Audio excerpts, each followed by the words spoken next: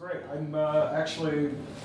I've been doing this for well over 35 years now, and I've actually gone to some new places on this tour. I went to Beirut, which the first time ever I've gone to Beirut, which was really a wonderful place. I've never been there and didn't know what to expect. People were incredibly warm and nice, and great drummers and fans there, so it was really cool. Went to Belarus, first time in Minsk there, so that was also equally, as cool and fun. And now I'm here in Greece, and I think I'm going to manage to get to Budapest tomorrow. Lufthansa is making things complicated with canceling flights and going on strike and all that lovely stuff. So yeah, we're going to Budapest tomorrow and then finish up in Dubai. Nice. Yeah. Oh, I don't have a preference. I mean, it's two separate things. It's both enjoyable for me. I've always enjoyed, performing live, and especially since I've, kind of taken over the sound aspect for myself of miking my own kit and doing the mixer and all that stuff. So I have a great deal of control, and it's not so much the control as it is just the ability to really be there and enjoy what I'm doing, because I can monitor everybody on stage when I'm playing with a live band or whatever. And most of the time I give the drum sound from the mixer, so I'm kind of always dealing with the studio sound aspect anyway, whether I'm doing it live or in the studio, because for me it's always been a very important part of the process and the presentation, because that's what people hear. So you want it to sound good, and at least I want it to sound good, and so that's why I put in the extra time to just kind of deal with myself with the mixer. Yeah. Well, it's maybe not for everybody that they like or want to do it. I do think, I could just say for me, I think it's really helped my understanding of how to hit the drums, what relationship there is between the microphone and your input to the instrument, and how the processing affects it, how you can I don't want to say manipulate, but like I said, to present the sound in the way that you like. And I always go back to saying that it starts with the drum kit. It always starts with the tuning of the drums and the touch of the player, and after that it's kind of up to the sound equipment to capture the reality of what's going on. But I think it's really important to learn about frequencies and to understand what frequencies can affect the drums in a certain way to make them sound bad. So if you are in a situation where somebody else is doing your monitors, for example, if you understand the frequency, all of the frequencies up and down the line, and you have a pretty good idea of what those sound like, you can, at least on a relative term, and so there are apps too that you can actually hold up to the thing and get the frequency that's bothering you. But for me, it's more about understanding the whole concept.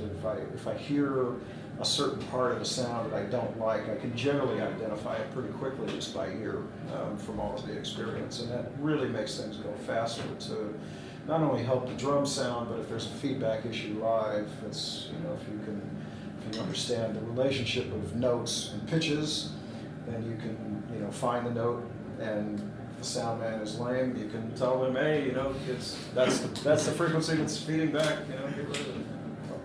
I think it's important, and I would highly recommend it. And for me, it's become a sideline career. I mean, as a mixer, recording engineer mixer. So it's another way to make a living in the music business. If I'm not playing. Cool. Nice. I wouldn't say I hit them differently, but I certainly tune them differently. The tuning changes between close miking and a good example of it today with what I'm doing with the clinic. I'm actually demonstrating two kits. The Fusion kit that's fully close mic'd, and then just a little small bebop kit with two mics, overhead and kick. And the bebop kit I've tuned way open and much higher, so that all of the drums kind of have the same attack. you know, a sound descended bass drum is wide open. There's no muffling. It's an 18 double-headed, and it's, you know. But for the Fusion kit, it's a whole different thing. It's more contained. It's more, the microphones are an inch off the head. So sometimes you have to get rid of, you know, harmonics that are ringing, that you might have to detune the drum to get the effect you want from a close mic. And so it's a little bit of a different scenario for me. Yeah. Well, I mean, the room is your room that you work in and you record in is the most important thing, you know, to have right, because if there's you know, if there's reflections that you don't want or standing waves that you don't hear things correctly, it makes it really difficult, you know, in both the recording phase and the mixing phase. You know, so it's yeah, room treatment, and I really need to do a bit more of treatment in my own room, you know, but I've got it, and I don't have any square walls, and that's mostly the problem is when you have walls that are square, you have reflections. Is it high? It's not low. It is built up, you know, pretty high. I mean, it's a relatively small space that I work in, but it's, I can get you know, as big a sound as I need to get for the most part. If not, I go to another room that has, you know, really good equipment. You know? Yeah, but most of the time for the work that I do, either on my own records for recording at home, it's fine, and for a client, you know, the type of sessions that I do quite a few of, it's great for that. Yeah.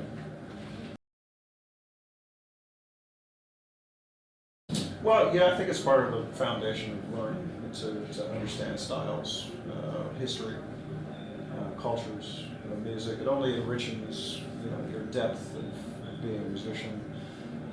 More opportunities for work if you really want to do it as a profession to survive and make money. If you narrow it to one thing, you narrow it to one thing, and that's basically, you know, all you're going to be called to do. And if that music goes away, you're in trouble. So I've always had the idea to be as well-rounded and as versatile as possible, to try to play as many different styles and really understand the history of, you know, drums, music, you know, dig into the jazz stuff, and, you know, practice the triplets and everything else that goes along with the history of that music, you know, because it's missing in a lot of players today that I see. You know, I don't really have the jazz depth. And it's, you know, I try to put that forth as being important, you know, that people can really, you know, have more of an enriched playing experience, you know, if they really are broad-based with their study and their input. Yeah.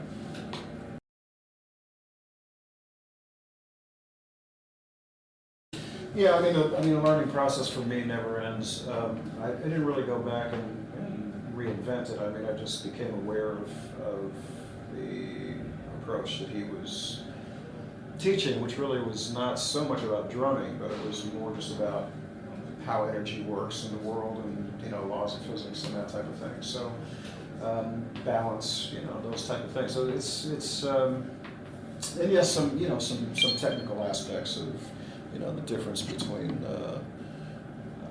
you know, really using your wrists and fingers or whatever the case might be. You know, just but mostly it was just you know, got me to think about, you know, the ergonomics of the kit really seriously, how it affects, you know, the heights and angles, how it affects the setup, and what you can or cannot play comfortably.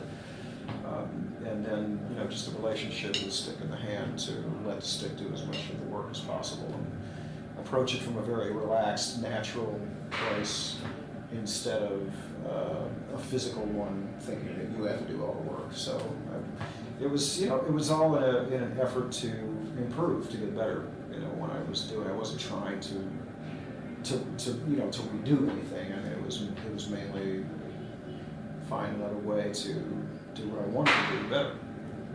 Yeah, but I bet it was difficult for someone to tell you when you were already.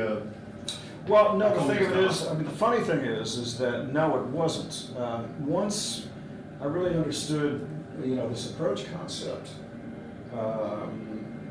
and I started to really pay attention to those aspects, I actually was quite amazed at how easy it was.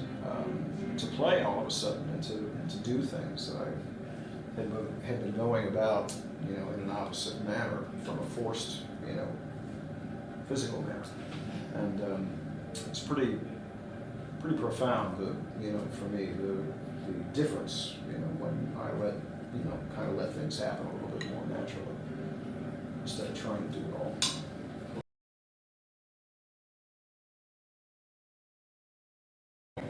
I mean, I think, a complete musician understands history, they understand theory, they understand composition, they understand music, they understand how to write it, they understand how to read it, they understand how to play it. It's a full-on lifetime commitment, Especially if you're a drummer, because, drummers, we always bear the brunt of the joke that if there's the drummers and the musicians, and so because it really, in order for us to play our instrument, we don't really have to go through the process of reading music and notes and really understanding, theory and harmony as much as other instrumentalists do. So, or vocalists too, for that matter. So it takes a special certain amount of extra time and work and practice to either play the piano or guitar or something that you like to play, that you really study music, you understand, and you study theory, and you can write, you can maybe play a little bit of another instrument, and it only helps the drums.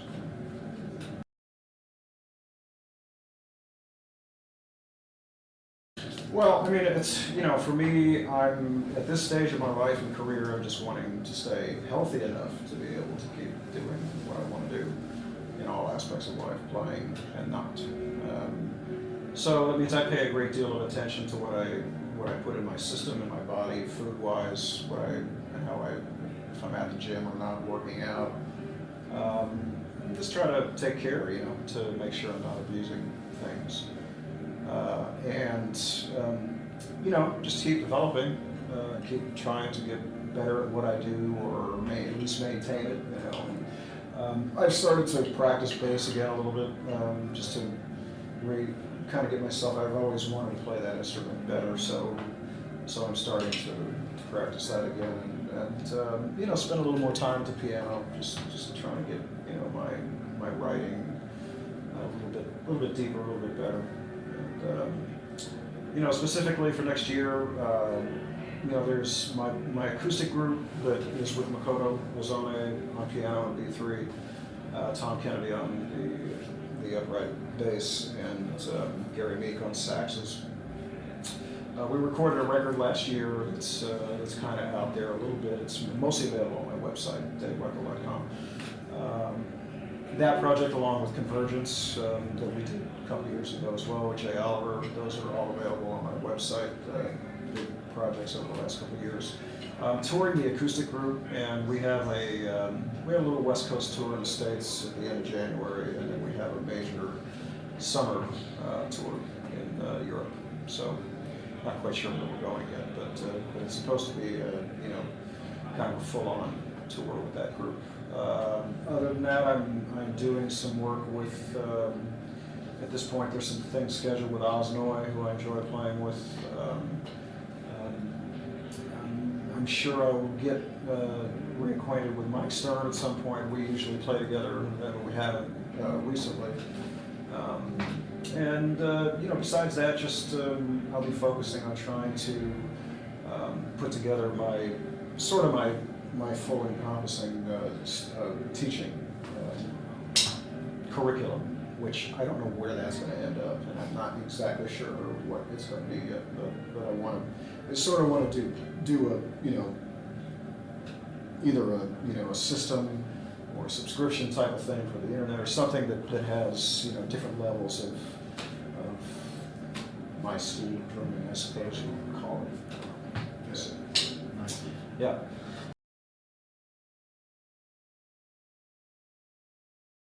Racing and going fast in a car is one of my passions, as it always has been. I've been taking it a little more seriously lately and been on the track a lot in the States with my own car. Go-karts I haven't really done too much of in the last 15 years because they're so hard on the body, and you have to take care of it. But George is, we discovered through my photographer friend Francesco Esmale that we have the same passion of really loving racing and enjoying that whole thing. So, and George is, you know, he's crazy fast on the bike and the go-karts, and you know, it was an opportunity to drive a two-stroke kart, which I've never really had that opportunity before. So between him and John, the other guy at the track board, we had a great time. It was really fun.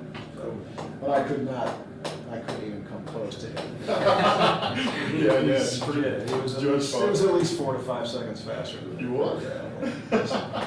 He's so fast. But I think I was the fastest other guy there, other than the racers that always go there. So Just told me that you were really. oh yeah, he said I was fast. Well, I was, you know, it's respectable for the first time in a two-stroke car on that track. So you know, I'll take it. But man, he's crazy on the drums, crazy on the carts. We really had a good time. It was really fun.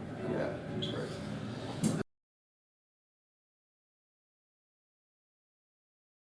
It's a hard one because, you know, what we try to do is we try to stay positive. We try to, you know, learn as much as we can. We try to do, you know, positive things. You know, the world is a little bit of a crazy place, getting crazier every day. And you know, I always say if everybody was a musician, it would be a more friendly place to to be worldwide. You know, doesn't seem to be these issues in the music business, but I, you know, it's really, you know, try, I guess, the best you can to find the inspiration. You know, be honest and true to yourself about what you want to do, and I think it takes full-time commitment and dedication, especially for an art like this. You know, it's not a competition. There is no trophy at the end of the song. You know, it's about being different, being artistic, you know,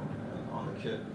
And as a musician, it's a special thing. I'm very thankful that I've been able to, you know, have a 35-year career and it's still going, and I'm able to still make a living doing it. So, so it can be done. You just have to be smart about it, and you have to spend the time. It doesn't happen without hard work and practice. And that's the end of the story. So, you know, you just be smart about it and study and learn as much as you can about all kinds of music. And go for it. Have fun doing it. Cool. Nice. All right. Cool. Thank you. Thanks a lot. You got it. Thanks. Thanks a lot. Okay. Thank you for having us. All right. Thank you for having us. Okay. Nice Very to meet you. welcome. All right.